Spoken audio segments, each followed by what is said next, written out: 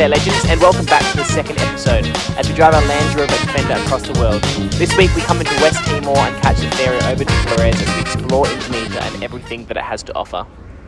We're Scott and Monet, two ordinary people chasing an extraordinary dream. We're driving 50,000 kilometres all the way to the Arctic Circle.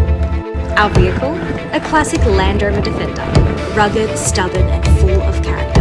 This is our Overland expedition. This is Overland, the map.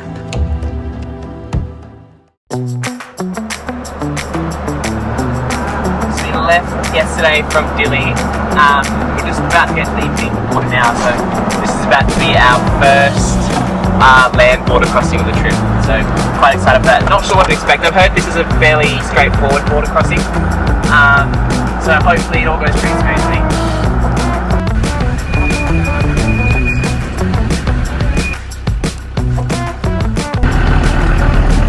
So we just got stamped out of Timor and we're just at the Indonesian border now, and we just need to get stamped into Indonesia. Our first border crossing. A little bit confusing at first, but yeah, it's quite straightforward to be honest. Quite easy. Yeah, a few things to learn, but it's been fun. Everyone's been really friendly. Hand brakes on.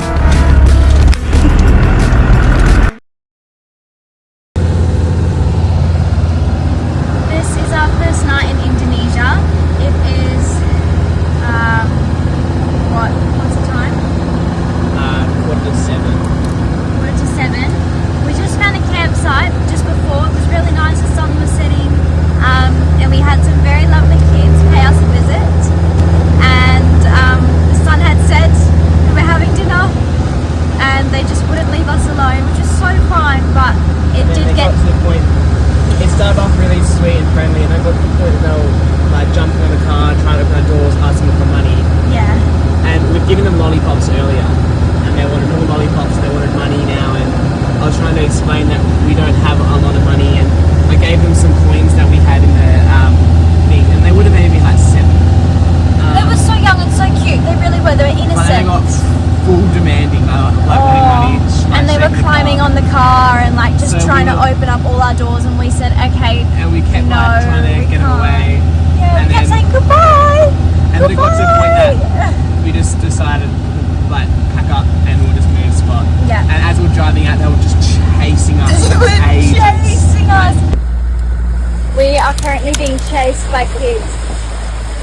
Oh, I can still see their flashlight. They are chasing us. We've said goodbye 10 times to them. And it's only now that we've gotten into the water that they have lost stamina. There's obviously obstacles in their course, so they're no longer chasing us. It's more of a crawl, I suppose, now. So now the car is seemingly not jumping out of forward drive. I actually think it is. I think because the lights stuck on, but yeah, it's just been one of those nights. Yeah, Which is it's all it's all part of it, but the kids meant well. It just escalated a little bit, and now we're trying to find a camp spot, but it's really hard to find camp spots here. It's pretty populated, and it's in the dark, so we can't see if there's like a road, like a secret little road we could take, or flat ground that's empty, because it could be someone's farmland, it could be someone's backyard, so we'll see how we go. After driving for a few hours and looking for a camp, we decided to pull over as it was getting too late.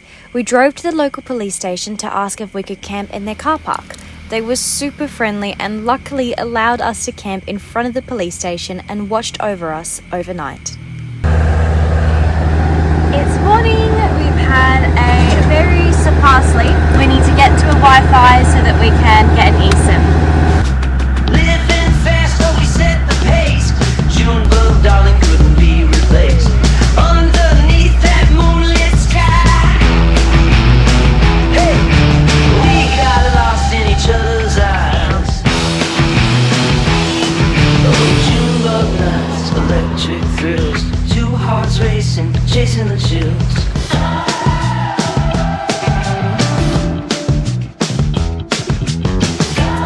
It was then that we realised that something that was plaguing us in Dili decided to make a comeback. It's day 1 of our road trip. No play. top to bottom. Seals failed, so.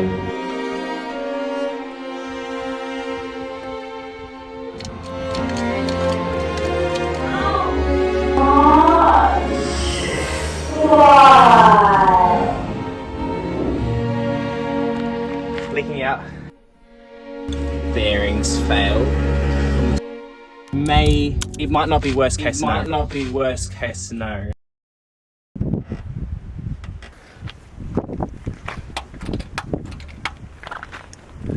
I'm an idiot.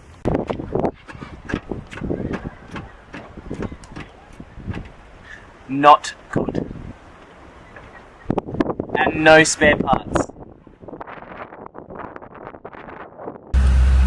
So the Land Rover owners are just, I'm convinced that they are the best people in the world. I went into a workshop, so basically, long story short, those simple housing bearings collapse. But I ended up messaging the Land Rover Club of Indonesia, and I basically said that we're hang amateur parts if there's any shops they recommend that we go to. And so they gave me the number of some guy to give a call. So I called him. His name's Mr. Simon. And Mr. Simon is the biggest legend ever. He actually saw us 2 days ago driving through his family's town. But, so now he sent me to a workshop that he's had work done before on a Puma. So we're going to head there to see if they can't help. But he said if they're not able to help, he's flying to Jakarta tomorrow so he can buy the parts and send them over to us to get us out of trouble. Which is just an absolute legend move. So then we're going to go here, fingers crossed they can get the parts for us, otherwise Mr. Simon with his cape and superhero skills can probably rescue. Sizes, millimeters.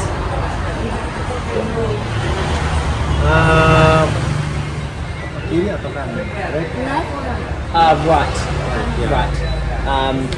Lots of so yeah, right side. So maybe I can give you my number, and if you can get those parts, then Dia mau gas bak dia punya lebih banyak nanti deh kalau ada sekarang nggak bisa. Okay. After a week of waiting, we finally got a call from the mechanic to say that our parts had arrived and we could bring the car in to get fixed.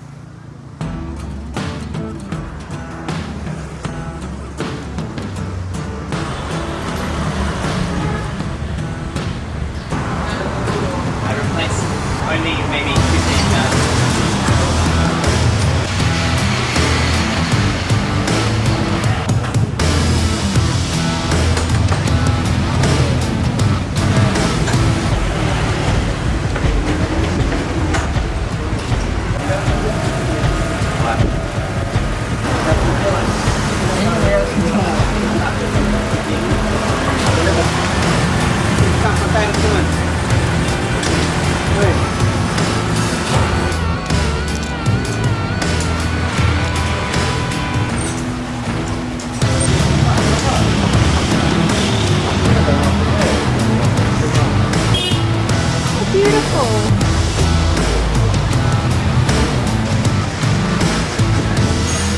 Toffee and his team were super helpful.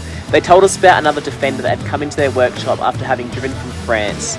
These were the old bearings that had come out of it, and they gave them to us as a gift to carry as spares in case we had any troubles in the future.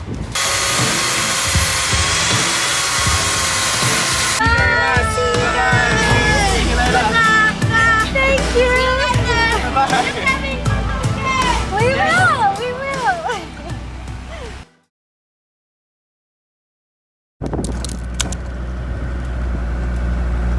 There is the port. So excited.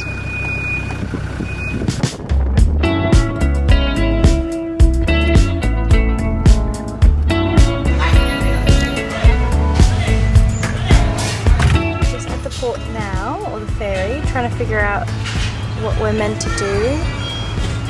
We know we need to buy ferry tickets, but I'm not sure if they're quite open.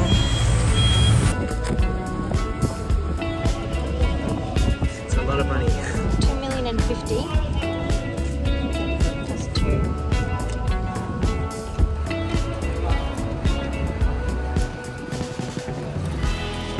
You got the goods. So we got here, the boat leaves at 2, we got here at 8 o'clock this morning. We got told to come back at 12. We got here at like 11:45. I've been stressing, thinking this is going to take hours to get on the boat. That was like a 4-minute ordeal. Went there, they said, do you have a ticket? We said no, we want to buy at the counter. They said you need Indonesian bank account, which we didn't have, and I was like, okay, here it goes. This is where And they it's didn't complicated. take cash. Yeah, no cash. The person that was distributing the ticket, they don't deal with cash. So I was like, this is where people get unstuck, and I can see where this goes. Like, this could be so difficult. And then he goes, wait, and then he just calls out to some dude Who was sleeping. and he like wakes up, like runs over, and he said, I do for 50,000 fee, which was like $5 Australian. So we were like, yeah, like fair enough. So basically you just give him the cash for the ticket plus $5, and then he just pays for the ticket with his bank account. So that literally took like 4 minutes It total. was so simple, so so easy. Well, because we heard it was going to be hard, but luckily, you know, we're blessed enough that it was super But straightforward. had that bloke not been there, I reckon that could have been, I can see how that would have blown out to be a few hours. But he was literally sleeping on the job, ready to go. So he made things easy. Had he not been there, I think it would have been a different story, and I can see where overlanders get stuck. But we're on.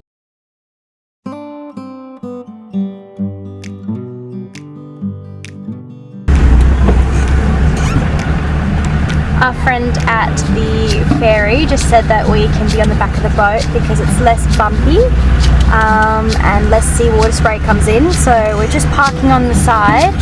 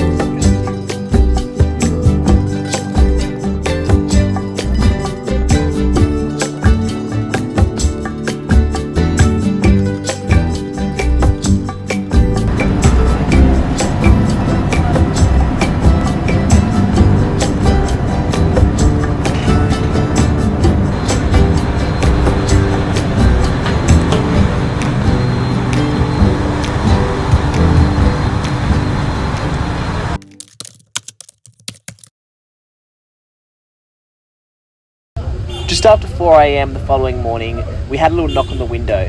One of the locals that we'd met earlier in the ferry trip asked us if we could take him to his house and wanted to invite us over for coffee and breakfast. So of course we said yes. With a fairly significant language barrier between us and not being able to understand each other too well, we somehow ended up getting our eyes tested by him at 4:30 that morning in his house. D F P L D L D. Good.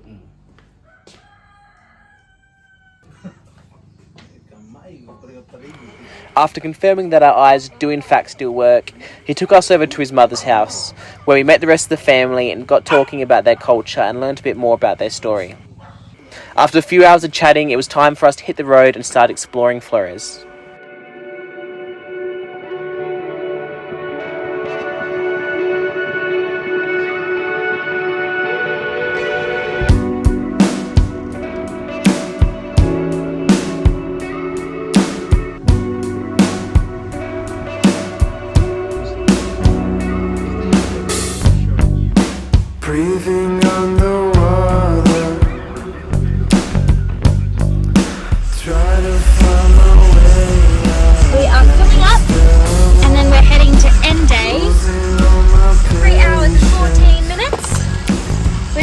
excited. Scott's a bit sleepy and a bit hungry. I'm a very hungry boy, but food comes first.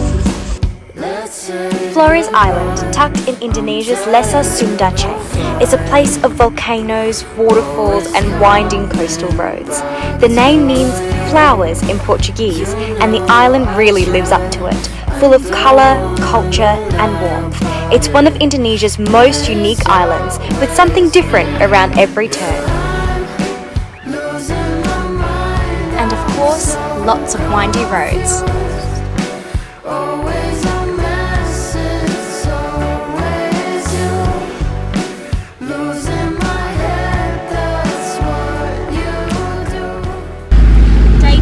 Trying to get to end day. So one thing we're learning pretty quickly here is the distances that map says, like the time it takes to get places, is wildly off. We left yesterday for Endes or Ende.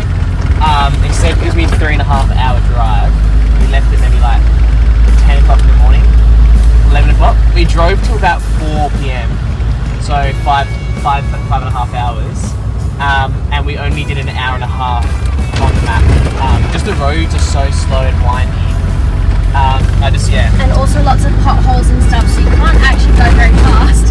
And it's just like turn after turn after turn after turn, and cars coming from the other way, so it's very slow driving. We are probably going slower than most of the traffic, just because we're just taking a bit more care.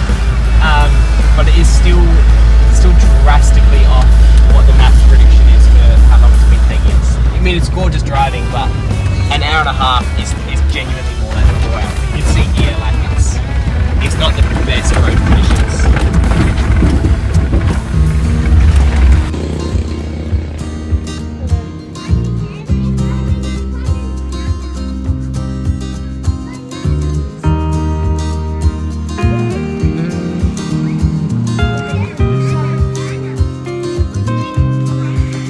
On our way through, we decided to pay a visit to the very famous Mount Kelimutu and its tri-coloured lakes, where we scored this absolute belter of a spot and camped up above the clouds. So we are just staying here. Scotty's popping the top. We're just staying here in the clouds for the night, just in front of the Kelimutu hike that we're going to do tomorrow morning. We'll get up at 5 a.m. and we get to do the hike really early. Hopefully there's not as much clouds as there is right now behind me. But this lovely gentleman who lives over in this house has allowed us to camp here on his grass for tonight. And what an amazing view we'll have tomorrow to wake up to. Apparently you can see the ocean and the mountains. So yeah, fingers crossed it clears up for us. And the next day, Kelimutu delivered just that.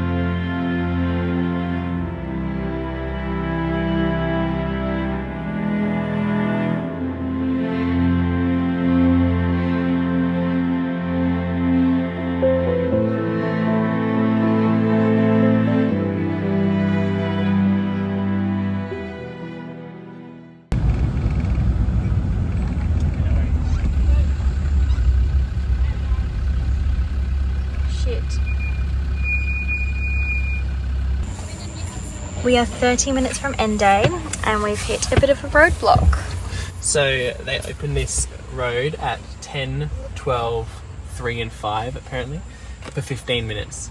And we got here 10 minutes too late. They've closed the road for another 2 hours. So I think we just hang out here for 2 hours until the road opens up.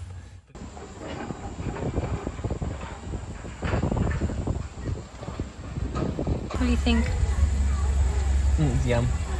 Yeah? I'm hungry.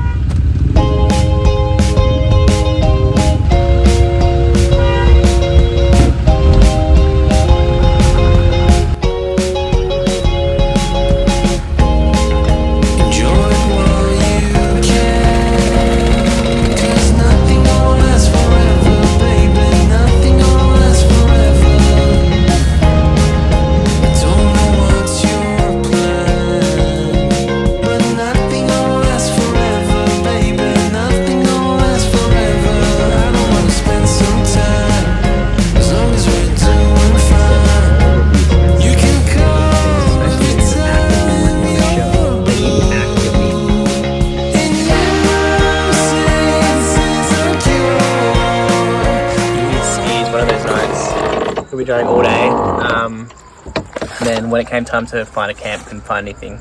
So we are currently on the side of a main road. I don't know if you can hear the trucks and cars and sirens. And then it's been one of those days. We thought we'll treat ourselves to a restaurant. We'll go out and get food rather than cooking. And we just pulled up to the restaurant and they're closed and there's nothing around us. So We got chicken noodles for dinner, which also isn't very big. So we're eating like kings with 2-minute noodles and a very luxurious sleep of truck horns, lights, sirens, you name it. So good fun. It's been one of those days. I think the highs of overlanding, we're learning pretty quick, are just incredible. But the lows of overlanding can just be sometimes just like, oh, you're kidding me. But we're taking it all in our stride. It's good. It is good fun. You can't help but laugh about it, I think. This was the camp in question from last night. Not all of them are glorious, unfortunately.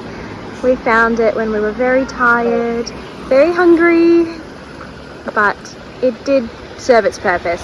We got a good night's sleep. But as you can see, there's so much traffic passing, so there was lots of loud trucks with very loud music. The karaoke here is just on another level. Alright, it's Saturday morning. We're just on our way to Bajo.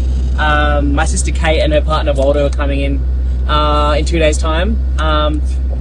But the roads here are really slow going, so we're just trying to make a bit of ground up now. Because, yeah, we've just been finding that we've been driving long days actually and not getting very far across the island. We eventually made it to Bajo, but quickly realised that we needed to renew our visas. So we jumped straight on it and went to the immigration office, who then sent us to the bank to pay.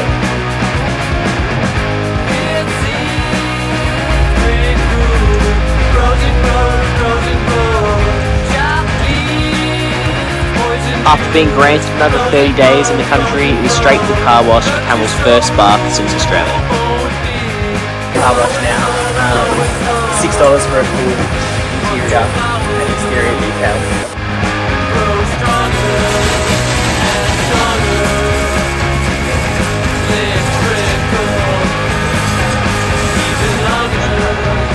Right, we are on our way to pick up my sister and her partner from the airport. So we're a little bit excited actually. We have some visitors in the house, which is kind of cool.